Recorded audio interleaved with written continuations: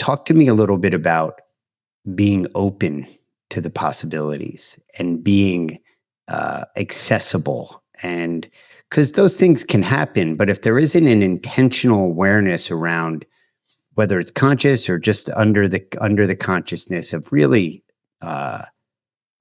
listening for and looking for what does inspire or touch us. Does that communicate that question?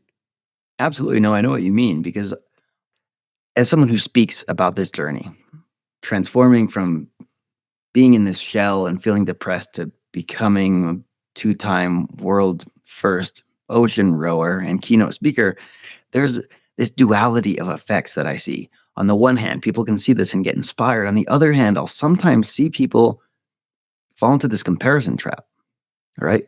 And feel like, oh, I haven't done anything with my life, or I don't know what that thing is that I'm called to. And what I want to call attention to on that is this didn't happen overnight with one quick decision to row across an ocean. It was this long journey. And in fact, the first time I heard about ocean rowing was in that period of depression. And the first time I heard of it was a TED Talk about a woman who rowed around the world. And I literally watched the talk and thought, too bad I'll never be that cool.